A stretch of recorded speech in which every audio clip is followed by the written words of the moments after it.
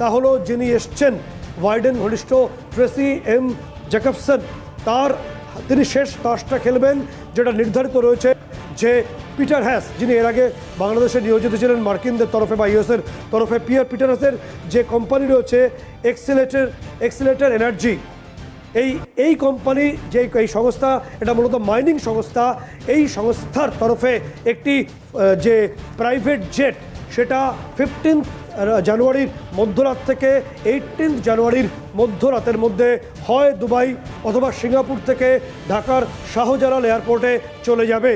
মধ্যরাতে পৌঁছবে 15 জানুয়ারি থেকে 18 জানুয়ারির মধ্যে, এবং এই 14 থেকে 18 আসন্ন এই প্রাইভেট জেটে উঠে পড়বেন মোহাম্মদ ইউনূস এবং তার ঘনিষ্ঠ সহযোগীরা।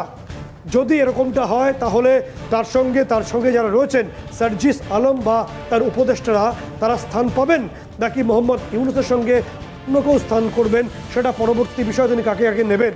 কিন্তু এই প্ল্যানিং যদি 15 জানুয়ারি খেলাফত প্রতিষ্ঠিত না হয়, সেক্ষেত্রে এই ফ্লাইটে প্রাইভেট জেটে তিনি উঠে পড়বেন 15 জানুয়ারি থেকে 18 জানুয়ারির মধ্যরাতে। শাহজালাল এয়ারপোর্ট থেকে এই প্রাইভেট জেট ছাড়বে। তাদের সম্ভাব্য লক্ষ্যপথ সিঙ্গাপুর হয়ে বেরিয়ে যাওয়া ইউরোপের কোনো দেশে, যদি ভারতের আকাশপথ ব্যবহার করতে হয় প্রয়োজন অনুসারে, তাহলেও যেহেতু মার্কিন কূটনীতিবিদ তিনি এবং ভিয়েনা চুক্তি রয়েছে, ফলে এই ফ্লাইটটিকে ভারত সরকার চাইলেও তারা খুব একটা কিছু হয়তো করতে পারবে না বা নামানো যায় না, কারণ ভিয়েনা চুক্তিতে যেমনটাই বলা আছে। এবং কূটনীতিকে যে ইমিউনিটি, সেটা ট্রেসি এম জ্যাকবসন তিনি পাবেন, যে কারণে তিনি এসছেন বাইডেন ঘনিষ্ঠ ডিপ স্টেটের অন্যতম মুখ এবং হিলারি ক্লিন্টনের বান্ধবী ট্রেসি এম জ্যাকবসনের মূল উদ্দেশ্যই যে ইউনূসকে এখান থেকে উদ্ধার করে নিয়ে যাওয়া। কিভাবে নিয়ে যাওয়া হবে তার একটা প্ল্যানিং বলা হলো বা বললাম, যেটা গোয়েন্দা রিপোর্ট অনুসারে সামনে আসছে। এবং